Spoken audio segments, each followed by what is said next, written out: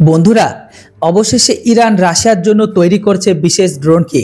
হ্যাঁ বন্ধুরা, রাশিয়ার জন্য বিশেষভাবে শাহিদ 107 ড্রোন তৈরি করছে ইরান। এই ড্রোন ব্যবহার করে ইউক্রেনের হাতে থাকা পশ্চিমী যুদ্ধ সরঞ্জাম শনাক্ত ও ধ্বংস করা সম্ভব বলে মনে করছে যুদ্ধ বিশেষজ্ঞরা।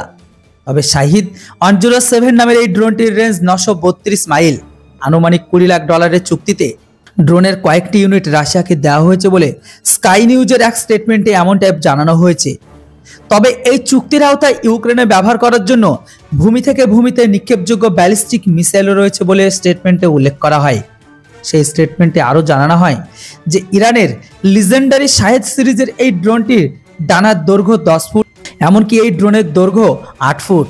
যুদ্ধযান থেকে এই ড্রোনটিকে নিয়ন্ত্রণ করা যাবে। ড্রোনটির মধ্যে লাইভ স্ট্রিমিংও সুবিধা যুক্ত করা হতে পারে, যেন তা চালককে রিয়েল টাইম লক্ষ্যবস্তু শনাক্ত করতে সাহায্য করতে পারে।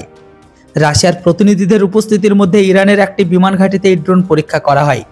পশ্চিমী সামরিক বিশেষজ্ঞদের মতে যুদ্ধের শুরু থেকে রাশিয়ার ইরান বেশ কয়েকটি ধরনের ড্রোনকে সরবরাহ করেছে, যার মধ্যে সস্তা শাহেদ 136 আত্মঘাতী ড্রোনের বিরুদ্ধে প্রতিরক্ষার জন্য ইউক্রেনকে $5 লাখ পর্যন্ত মূল্যের আকাশ প্রতিরক্ষা মিসাইল ডিফেন্স সিস্টেমকে দিয়ে দিয়েছে। শাহেদ 136 ড্রোনের প্রতিটির আনুমানিক মূল্য $20,000।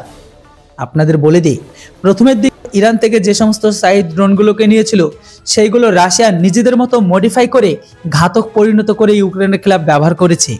হয়তো এটাতে সফলতা পেয়ে সেই সমস্ত পুরো মডিফাইটিকে রাশিয়া ইরানের হাতে তুলে দিয়েছে, আর সেই মতোই ইরান বিশেষজ্ঞরা সেটিকে ভালোভাবে ডেভেলপ করে শাহেদ 107কে বিশেষভাবে শুধুমাত্র রাশিয়ার জন্য তৈরি করছে।